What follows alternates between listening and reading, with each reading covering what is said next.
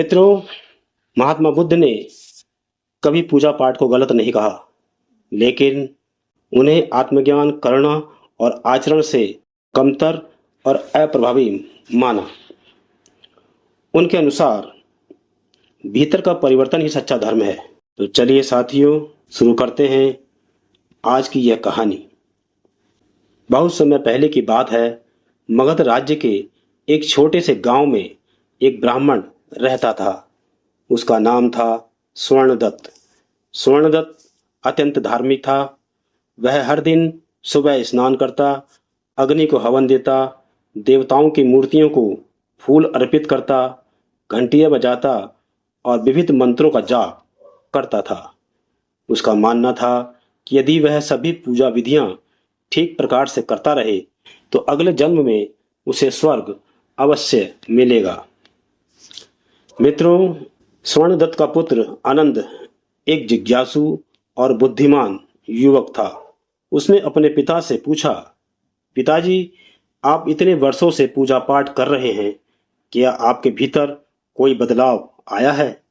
क्या आपको कभी शांति का अनुभव हुआ है? स्वर्णदत्त ने अपनी पुत्र की बात सुनकर मुस्कुराया और बोला, बेटा, पूजा से पाप कटते हैं और पुण्य बढ़ता है।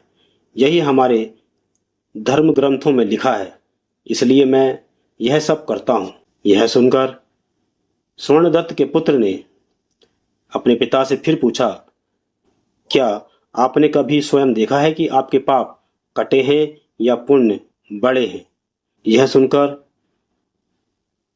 उसके पिता कुछ नहीं बोले, पर उनके मन में यह सवाल उठ गया। साथियों, उसी समय मगध राज्य में एक चर्चा बहुत तेजी से फैल रही थी कि श्रावस्ती में एक महात्मा आए हुए हैं जो केवल ज्ञान की बात करते हैं। कोई पूजा, कोई मूर्ति, कोई मंत्र नहीं। लोग उन्हें बुद्ध कहते हैं, अर्थात जागृत पुरुष। यह सुनकर आनंद की जिज्ञासा बढ़ गई। वह महात्मा बुद्ध को सुनने के लिए श्रावस्ती गया। वहां उसने देखा कि अनगिनत लोग जुटे हुए थे। राजपुरुष, व्यापारी, किसान, स्त्रियां और बालक भी थे। सब महात्मा बुद्ध के वचनों को ध्यान से सुन रहे थे। महात्मा बुद्ध ने कहा, जैसे एक फूल चाहे कितना ही सुंदर क्यों ना हो, यदि उसमें गंध ना हो तो वह व्यर्थ है। वैसे ही केवल शब्दों और कर्म कांडों से धर्म की सुगंध नहीं आती। धर्म वह है जो तुम्हारे जीवन को बदल दे। यह सुनकर आनंद मंत्र मुग्ध हो गया। प्रवचन के बाद वह महात्मा बुद्ध के पास पहुंचा और उसने पूछा, भगवान, क्या पूजा पाठ, हवन, अनुष्ठान ये सब व्यर्थ हैं? यह सुनकर महात्मा बुद्ध मुस्कुराए। उन्होंने कहा, मैं तुम्हें एक कहानी सुनाता हूं। किसी गांव में एक व्यक्ति था जिसका नाम था वज्रसेन। वह प्रतिदिन भगवान शिव की मूर्ति की बड़ी श्रद्धा से पूजा करता था। सुबह उठकर गंगा जल लाता, दूध और बेल पत्र भगवान शिव को चढ़ाता और 3 घंटे मंत्र जाप करता था। और गांव के सभी लोग उसकी भक्ति की सराहना करते नहीं थकते थे। पर वज्रसेन को अपनी पूजा पर घमंड हो गया था। वह सोचता था, मैं ही सबसे धार्मिक हूं, बाकी तो सब पापी हैं। मित्रों, और फिर एक दिन उनके गांव में एक साधु आए। साधु ने देखा कि वज्रसेन पूजा में मग्न है और पास में ही एक भूखा कुत्ता उसकी ओर देख रहा है। यह देखकर साधु बोले, वज्रसेन, यह कुत्ता भूखा है, इसे कुछ भोजन दे दो। जब वज्रसेन ने साधु की यह बात सुनी तो वह चिढ़कर बोला, मैं भगवान की पूजा कर रहा हूं, यह कुत्ता अपवित्र है, इसे हटाओ यहां से। साधु ने कहा, क्या तुम्हारा भगवान इस कुत्ते में नहीं है? क्या भूख केवल मनुष्यों को ही लगती है? वज्रसेन बोला, भगवान मूर्ति में है, मैं उनकी ही सेवा कर रहा हूं। कुत्ते की सेवा से मुझे क्या लाभ होगा? यह सुनकर साधु मुस्कुराए और बोले, तो फिर सुनो। साधु ने अपनी आंखें बंद की और कहा, हे भगवान शिव, यदि तुम इस मूर्ति में हो तो कुछ बोलो, और यदि तुम इस भूखे कुत्ते में हो तो इसे भोजन दो, क्योंकि सच्चा भक्त वही है जो भूखे को रोटी दे, न कि केवल मूर्ति को दूध।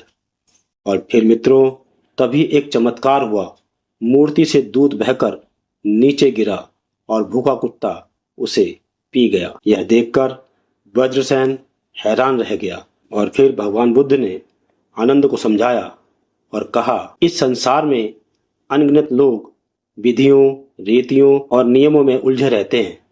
वे सोचते हैं कि यदि वे एक विशेष ढंग से पूजा करेंगे, यदि वे कुछ मंत्र जप लेंगे, यदि वे एक स्थान पर स्नान कर लेंगे तो उन्हें मुक्ति मिल जाएगी। लेकिन वे यह नहीं समझते, जब तक मन शुद्ध नहीं होता, जब तक आचरण सात्विक नहीं होता, तब तक कोई भी विधि काम नहीं आती।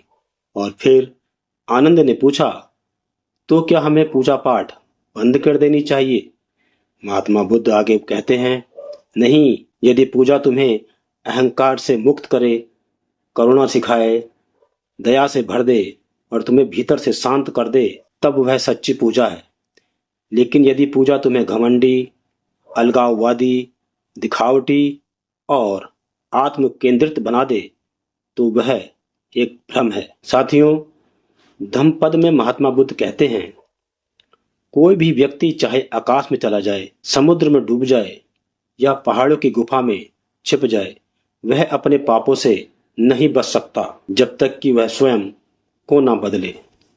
महात्मा बुद्ध के अनुसार पूजा और आडंबर से ज्यादा जरूरी है सच बोलना, कटु ना बोलना, अहिंसा, चोरी ना करना, सच्चा और न्याय संगत जीवन, चिंतन और आत्म निरीक्षण। चलिए मित्रों, इनको एक और उदाहरण से समझते हैं। एक बार एक ब्राह्मण ने महात्मा बुद्ध से पूछा, मैं हर दिन यज्ञ करता हूँ, क्या मुझे मोक्ष मिलेगा?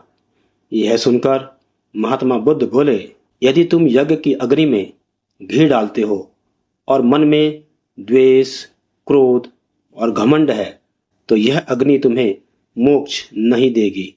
लेकिन यदि तुम भीतर की अग्नि यानी अज्ञान की अग्नि को बुझा दो, तो यही मोक्ष है।